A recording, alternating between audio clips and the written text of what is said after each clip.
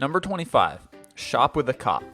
For some reason, Timothy Clark thought that the Shop with a Cop charity event was the perfect time for him to steal some items from Walmart.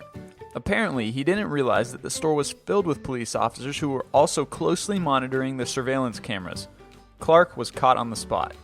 Number 24. Some very poor ad placement. Anamika Dave was looking for a drug dealer, so she posted an advertisement in Craigslist saying that she wanted some marijuana. The police saw her ad and arranged to meet with her through an undercover agent. Dave showed up and was immediately arrested. Number 23. Quick, what's the number for 911?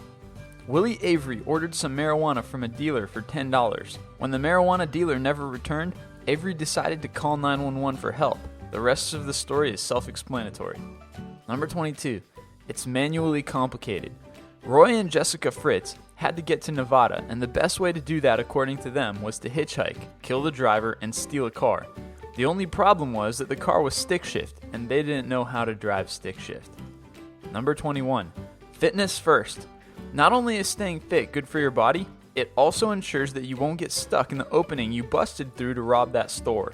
At least that's what an English fellow by the name of Webster discovered recently. Number 20. An unpleasant surprise. A group of teenagers broke into a house and stole the cremated bodies of a man and 2 dogs, thinking that those were narcotics. They proceeded to snort the ashes, but much to their horror, they found out that the ashes were not narcotics after hearing from a news report that the cremated remains of a certain household were stolen earlier that day.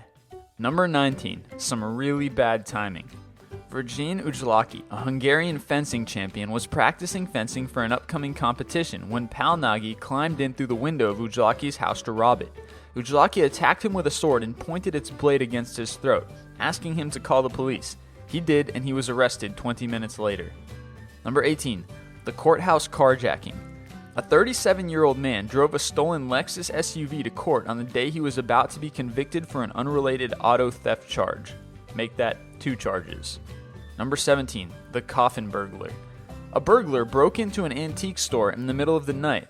When the police arrived, they found the burglar lying inside a coffin pretending to be dead. Number 16. Ninja Vengeance. In 2008, a burglar tried to rob a house where several karate black belts lived. Just when he was about to escape with his stolen gadgets, the karate masters caught him, and well, let's just say that it's not a good idea to rob a house full of karate masters. Number 15. The Dhl Bandits. Crystal Evans and Dennis McClure were on a mission to prevent the analysis of their urine samples. To accomplish their mission, they rifled through a DHL truck, found their urine samples, and destroyed them before sneaking away.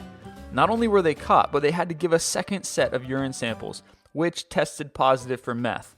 The ironic part is that the first samples were actually clean. Number 14. The negative side effects of Facebook addiction.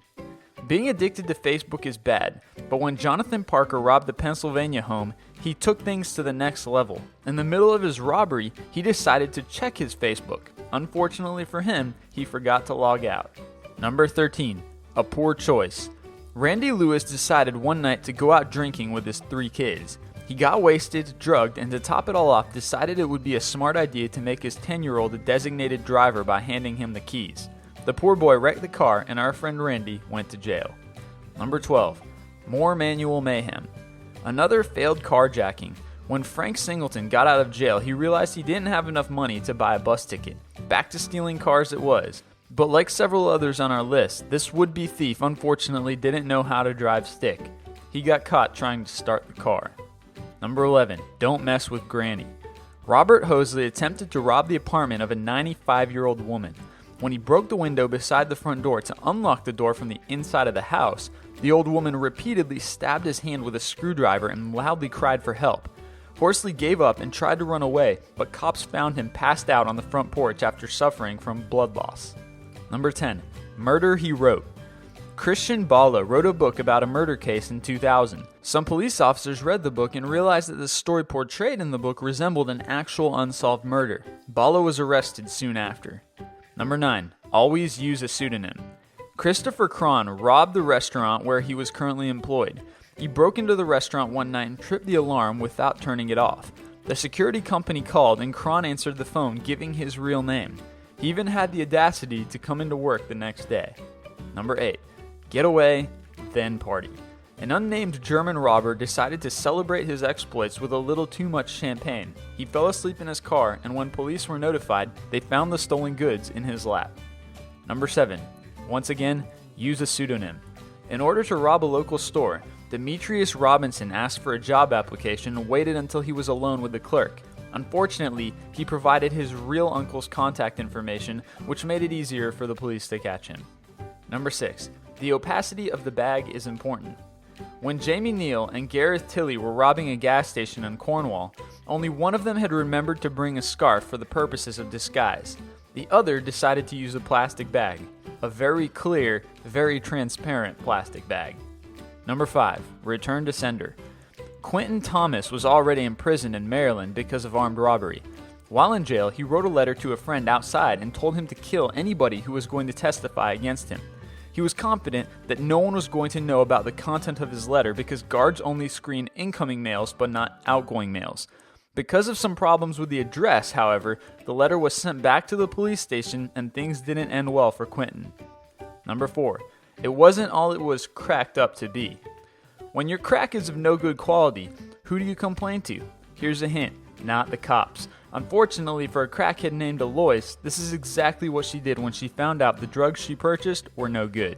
Number 3. There's a reason your mom said not to run with sharp objects. And this is why you never run with sharp objects. A not too bright thief decided to rob a hunting store for $300 worth of knives. Before he could exit the store though, he tripped and ended up stabbing himself repeatedly. Number 2. A high-tech robbery.